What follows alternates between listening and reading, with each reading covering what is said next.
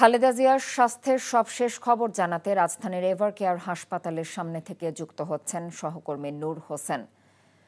নূর, খালেদা জিয়ার স্বাস্থ্যের ব্যাপারে নতুন কোনো তথ্য আছে কি আপনার কাছে?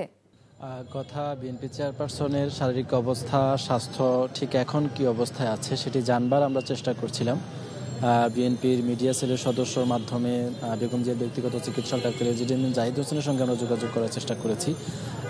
শাহরুল কবির খান আমাদেরকে যেমনটি জানিয়েছেন যে বিএনপি চেয়ারপারসনের অবস্থা আগের মতোই রয়েছে এবং নতুন করে কোনো সিদ্ধান্ত গ্রহণ করা হয়নি, যেটি গণমাধ্যমে অথবা জাতিকে বলা যেতে পারে।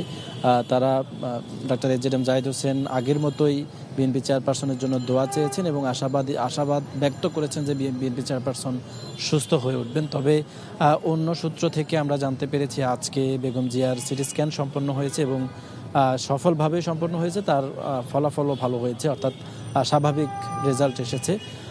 এর বাইরে এখনও হাসপাতালটিতে অর্থাৎ এভারকেয়ার হাসপাতালে যেখানকার করোনারি কেয়ার ইউনিটে বিএনপি চেয়ারপারসন চিকিৎসা গ্রহণ করছেন, সেখানে যুক্তরাজ্যের চিকিৎসকের নেতৃত্বাধীন যে মেডিকেল বোর্ড রয়েছে সেই মেডিকেল বোর্ডে বিএনপি চেয়ারপারসনের পুত্রবধূ ডাক্তার জোবাইদা রহমান তিনি এখনও অবস্থান করছেন এবং মেডিকেল বোর্ড হয়তো বিস্তারিত বিশ্লেষণ করছেন যে বিএনপি চেয়ারপারসনের শারীরিক অবস্থা বা স্বাস্থ্যের এখন কি পর্যায়ে রয়েছে সেটি তারা পরীক্ষা নিরীক্ষা করছেন। এছাড়া বিএনপি চেয়ারপারসনকে বিদেশে নেওয়ার বিষয়ে ডাক্তার এজিএম জাহিদ হোসেন আমাদেরকে যেমনটি জানিয়েছেন যে তার শারীরিক অবস্থার যদি উন্নতি ঘটে এবং দীর্ঘ যাত্রা, যেটি বাংলাদেশ থেকে ঢাকা থেকে লন্ডন 14 ঘন্টার যাত্রা, এই 14 ঘন্টা যাত্রা করবার জন্যে যে শারীরিক সক্ষমতা প্রয়োজন, বেগম খালেদা জিয়া যদি সেই সক্ষমতা অর্জন করেন সেক্ষেত্রে তারা মেডিকেল বোর্ডের সিদ্ধান্তের আলোকে তাকে বিদেশে উন্নত চিকিৎসার জন্য নেওয়া হতে পারে।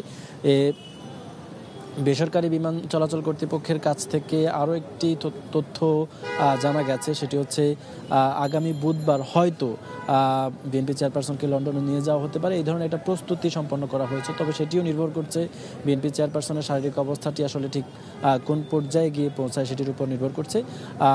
এখন পর্যন্ত বিএনপির পক্ষ থেকে চেয়ারপারসনের বিএনপি বেগম খালেদা জিয়ার শারীরিক সুস্থতা কামনায় সারা দেশের মানুষের কাছে দোয়া চাওয়া হয়েছে এবং আজকেও তারা দোয়া চেয়েছেন। খালেদা জিয়ার স্বাস্থ্যের সর্বশেষ খবর জানছিলাম।